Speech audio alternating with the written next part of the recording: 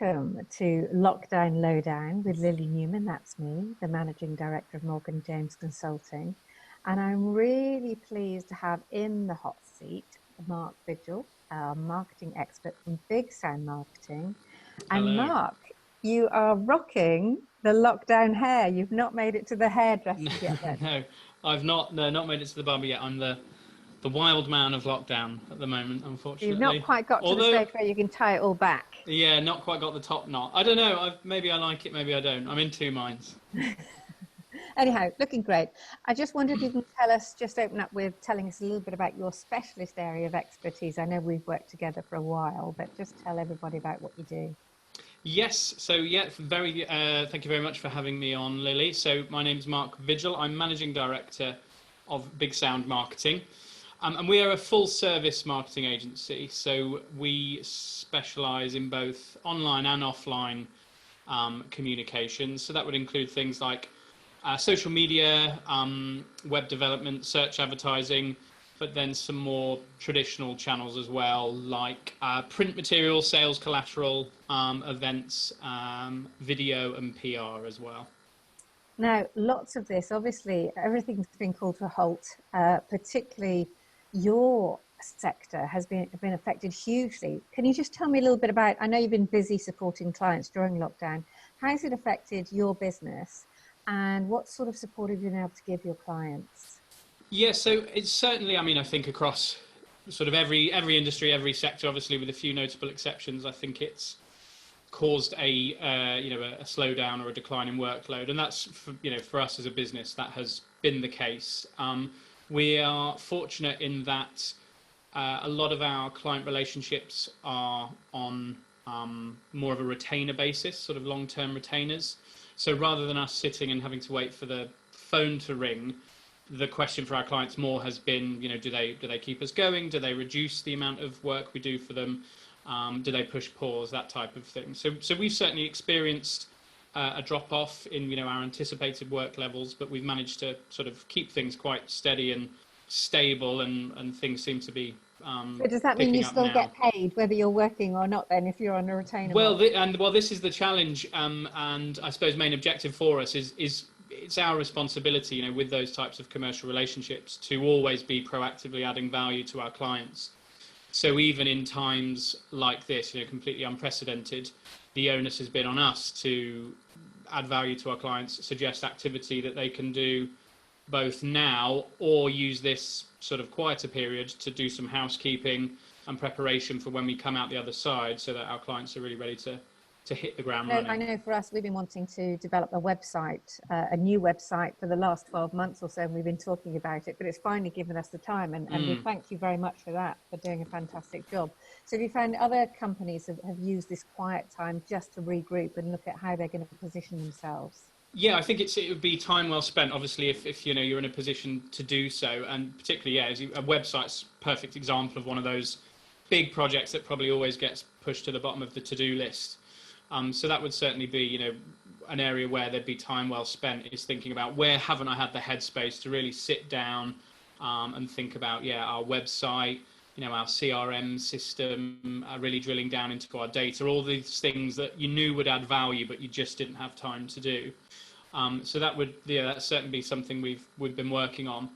And then also, I suppose for us, kind of the COVID-19 experience from our client point of view has happened in two parts, because the first part was really about working with our clients, I think broadly speaking, just to do the right thing, and nothing more than that, no sort of ulterior motive, just think about you as a company and how can you, maybe support the national effort or do the right thing. And it wasn't about sales, it wasn't about promotion, it was just looking at, your resources and thinking, can we help in any way, if at all?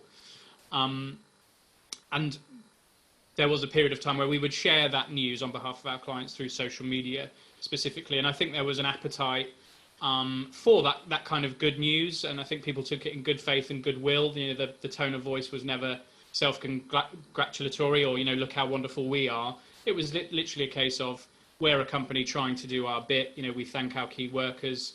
We've made this donation. We're supporting in whichever way we can. Well, I think that was one of the ways we really benefited, and I know that you and Martin from your team were fantastic when we set up Cakes of Kindness. And originally, I pledged to bake 1,000 cakes and deliver them to key workers and NHS workers and vulnerable neighbours. And when we decided to go national and turn it into the 10,000 Cakes of Kindness campaign, you were fantastic in helping us to increase our social media presence, so that we've now got nearly 100 bakers baking around the country and committed to making 100 cakes for their local neighbourhood. So I just Yeah. want to thank you for that. No, I mean, our pleasure, absolutely. Delighted to help in a way that we can, because I think Cakes for Kindness is such a fantastic initiative and a wonderful example of where it's just mucking in, it's helping out, it's a national effort, and it's a nice thing to do. Now, one of the things, my personal experience of working with you is find that real heightened sense of creativity. And obviously you deliver on our team on the Strategic Leaders Programme, helping companies to understand and develop their marketing campaigns and understanding how do we get more creativity into the business. But this is really deep in your heart, isn't it? Into improvisation and comedy is something that you do outside of your day job. It is, yes. No, it's an extracurricular passion of mine, is comedy, and both scripted, but as you mentioned there, improvised comedy as well. So I'm in a couple of improvised comedy groups, and yeah, a few years ago I really thought about what improvised comedy can teach us about creativity in the broadest sense, because it's really about trusting your subconscious, following your instincts, trying to get out of your conscious brain and not thinking, really, trying to sort of strip that back and just follow your feet, as we would say in improvised comedy. And alongside that, I perform in improvised comedy groups, so it's that part of it, but also it's the group dynamic and how important, a strong team around you, a team that you trust, a team that will sort of catch you if you fall, how that kind of fosters creativity as well. So yeah, a few years ago, I kind of really stripped that back, and it's now a session, as you know, delivered to leaders and their teams in terms of how they can look at creativity in themselves and also their organisations to really sort of enhance the creativity in their wider organisations. It's not just snappy marketing ideas or sales campaigns. It can be problem solving in an operational sense. It can be sort of an accounting decision. There's creativity, potential creativity in all areas of a business. And would you say that, because I know some people will say, I'm just not creative, I'm not innovative, I'm a really linear thinker. Would you say the most linear of us, those that like things to be very methodical, can tap into that creativity through the kind of workshops that you deliver? Yeah, absolutely. And that's what it really boils down to, is I'm a firm believer that everybody is creative. And I think we have a common misconception that being creative is perhaps being artsy or musical, or doing improvised comedy. But if you've had an idea, you are a creative person, and that's the context in which I look at creativity. Ideas both in your area of influence with an organisation, but maybe the organisation as a whole. And we're all capable of very good ideas. Now, just thinking about the arts, because the arts are really struggling at the moment. Obviously, we've still not got a date for theatres to unlock. How do you think, and yeah, this is probably the right kind of question to ask you, how do you think comedy in particular will reinvent itself if we have this continuous challenge of having to be distanced and not being able to get back into theatres? Yes, I mean, it's going to be a huge challenge for the whole of the sort of performing arts sector, and comedy, is at the sharp end of that as well. And I can't remember the exact statistics, but let's say a third, I think, of comedy venues are in danger of not coming out the other side of this pandemic, which would be a tragedy. So I think the great thing about the performing arts is it's typically, sort of creative people within it, particularly if I take improvised comedy. So already you're seeing improvised comedy almost from day one of lockdown move to Zoom and these types of platforms. People are trying to recreate the format of their show in a Zoom environment. I'm already hearing rumblings about performances in parks, more slightly ad hoc. Drive-in comedy, I think, is one of the things that I heard about yesterday. Yeah, a drive-in comedy, yeah, absolutely. So already you're seeing kind of the performing arts space, sort of try and adapt and think of new ideas. So I think it will be interesting to see what comes from it. On that creativity piece, I always think problem solving is kind of the impetus for some of the best ideas. Necessity is the mother of all invention and all of that. Absolutely. So I think it'll be fascinating to see what actually emerges from this. And, good ideas then stick around forever, don't they? So in 20 or 30 years' time, when, improv in the park is just a part of what we do, we can look back at this and see where it was born from. You can almost see this sort of history repeat itself going back to the beginning of the last century, when people were trying to breed a slightly faster horse. And Henry Ford, of course, came up with the first manufactured motor car. Yeah. And it's almost like that sort of mind shift that we're probably going to be seeing in the next decade or so as a result of this. But if I can just talk about you personally in terms of lockdown, how have you felt, and how do you feel that lockdown has changed you personally, if indeed it has at all? Good question. I mean, from a personal point of view, I have a young son, as you know. He only turned 1 a couple of weeks ago, so I've been able to spend, I guess, the best part of 3 or 4 months seeing him every day, when ordinarily I'm out and about quite a lot, and largely see him in the mornings and evenings. But to be able to really see him develop before my very eyes has been a real blessing, I would say. I also think it's, for not just me and our business, but all companies, is going to redefine the office and team dynamics and how people work. I think one of the things for us that definitely is, we're functionally able to work from home quite well. We need a computer and an internet connection, broadly speaking. I think one of the areas where more work is needed by ourselves and everyone is that kind of collaborative environment, because Zoom calls are great, but it's not quite got that same energy, and obviously you can't talk over each other in the same way. So I am looking forward to, we're still working from home, but when it's safe to do so, all getting around a table together, sharing ideas, sort of talking out loud. Yeah, I think it's been very interesting talking to some of our clients who have got 200, 300 or even more staff, and they didn't necessarily have that trust that people were going to work hard unless they could see them on a regular basis. And now I think that very often, in many occasions, we're seeing the converse of that actually people don't necessarily know how to stop or when to stop, because we've got this always on culture from the moment you wake up, and people can buzz you, or they expect you to be on a Teams meeting at 8:30 and responding to emails at 10 o'clock at night. I think they've discovered not only can they trust people to work, they have the alternative problem of people potentially burning out more if they're working from home than if they were in a normal 9 to 5 or 9 to 6 work environment. I don't know if you've experienced that. Yeah, I mean, I think, hopefully I hope and think that our team are coping quite well with the home working element, but it is true, because obviously you normally have that distinction, don't you, between this is work and then I drive home and then I'm at home. And I've heard a couple of people say they miss that 30 or 40 minute drive home, because that's sort of decompression time. Exactly. Yeah. You leave work at home, and then by the time you get home, whereas just moving from one room to the next isn't quite the same. So it is important, I think, with home working to try and differentiate between home life and work life.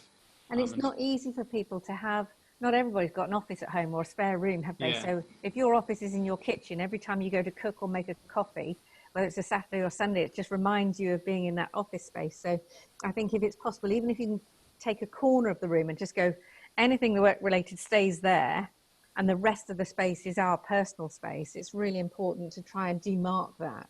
Yeah, no, absolutely. I would agree with that. Is there anything that you have learned about yourself during the last 3 or 4 months of this COVID challenge? That I've learned about myself? Interesting question. I hope that means it's going to be an interesting answer. Well, I'm not sure. I guess I've not given it much thought, really. Have I learned about myself? I think I've learned that, and as I say, we were fortunate in that our work didn't drop off a cliff, but I realised I have a mode within me which I probably didn't need to untap before, which we were jokingly calling it at home between me and my wife, kind of sniper mode, where I was able to almost turn off my emotions. There would maybe have been an inclination towards panic and worry, and managed to just kind of ice that down for 2 or 3 weeks while the ship was steadied, and then kind of take stock. I've also learned you can make time for things. I've always thought, I've started running again, for example, and I've always, last couple of years, said, oh, whenever I haven't got time to run, when am I going to have time to run? And I think actually when you think about it, you can make time for these things and reassess that. Is it worthwhile spending 2 hours in the car to attend a 1 hour meeting to arrive 2 hours home? Or, now just jumping on a Zoom seems to be, whereas before maybe it wasn't socially acceptable. It's, you can now attend a meeting in that way, and better use your time, I think, both work-wise and I think life-wise. Obviously time is a social construct, isn't it? So we're never going to have more time or less time. It's always the same amount of socially constructed time. And I think one of the critical things that I've definitely taken on board is, what have I done to buy back time, or to save time, as you say, not sitting in the car for 2 hours? And what am I going to do to reward myself for that, other than giving myself more work and putting more pressure on myself and continuously keeping at this heightened state of running, which is no good for anybody, this pace. Sometimes you've got to pause. So I've definitely taken more time for walking or getting out on the bike, and saying that this next hour I would have spent sat in the car. So that means I can go and get on the bike for 30 minutes or go and walk through the woods. There's a lovely loop of about half an hour around my house. Yeah, and that's great. So I think finding those quality nuggets of time that really enrich your life and look after both your physical and your mental state has been really important to me. And I'm pleased to hear that you have found time for running, and there's no excuse when you do go back to whatever the next norm will be, not to continue that. I'll check up with Mrs. Vigil on that one. Yeah. Critical things in terms of some businesses will survive. I know that Rishi Sunak has been saying that we're going to see the biggest recession that we've ever seen coming in the next few months. And I'd really like to hear from a marketing and a sales perspective, what do you feel that business leaders can do to help themselves to not just prepare, but survive a recession, however long it may take, to come out the other side? Yeah, absolutely. And I think it's going to be a difficult time for everyone. And so from a marketing point of view, there would be, I guess, three areas that I would advise businesses to give some consideration to over the coming weeks, months, years. And the first of those would be your objectives. So what do you want to achieve from your marketing, and what do you need to achieve from your marketing as well? Because that might change. In the good times, it might be that your marketing is focusing on longer term brand building, mass awareness, these types of things.